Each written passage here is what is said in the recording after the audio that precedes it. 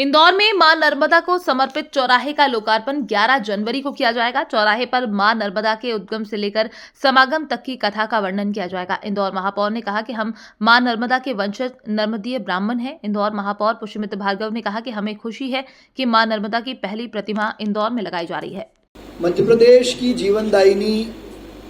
और विशेषकर इंदौर की जीवनदायिनी मां नर्मदा के हम सब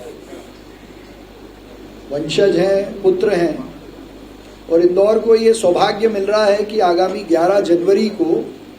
मां नर्मदा जी की प्रतिकृति के रूप में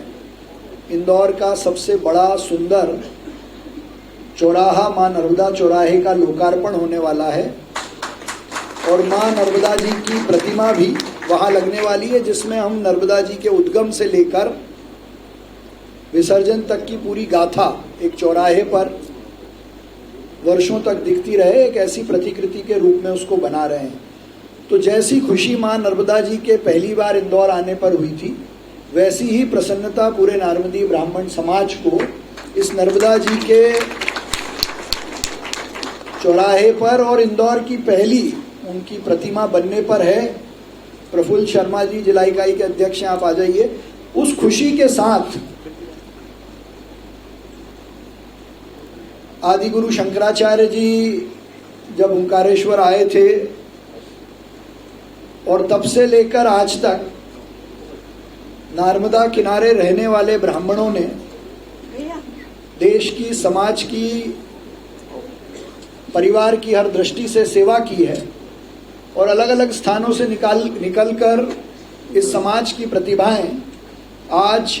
केवल देश में नहीं, दुनिया के कई स्थानों पर, दुनिया के कई सारे विभागों में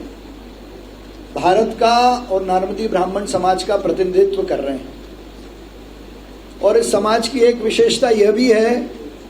कि सद्भाव, प्रेम और दूसरों के आगे बढ़ाने की मंशा के साथ, दूसरों के प्रति प्रेम भाव के साथ आगे बढ़ने वाला ये समाज है, क्योंकि मां नर्मदा का आशीर्वाद हम पर है। तो एक ऐसा अवसर आया है कि दुनिया भर में, देश भर में जहां भी नार्मदी ब्राह्मण समाज की संस्कृति और प्रगति के चिन्ह हैं, उनको एक स्थान पर इंदौर में एकत्रित करने का प्रयास हम कर रहे हैं। तो दिनांक 11 और 12 जनवरी को इंदौर में मां नर्मदा परिसर, जिसको हम दशहरा मैदान कहते हैं, वहाँ ये आयोजित होगा और देश भर से आए लोग,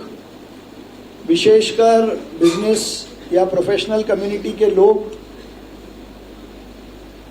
समाज जिस संस्कार के आधार पर प्रगति कर रहा है उस पर विमर्श करेंगे और आगे का रास्ता भी अपना तय करेंगे। इसमें समाज की ऐसी कई सारी प्रतिभाएं जो अंतर्राष्ट्रीय मंच पर लगातार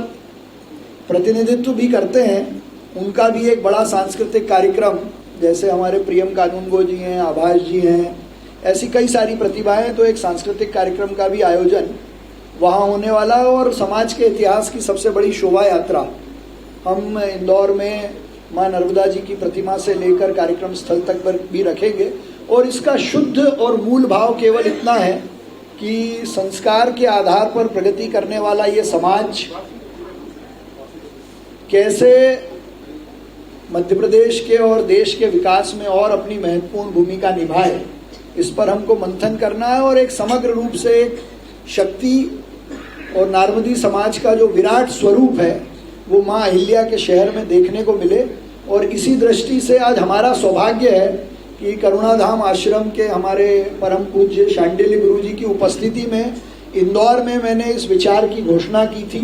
और उनके आशीर्वाद से बहुत कम समय में ये विचार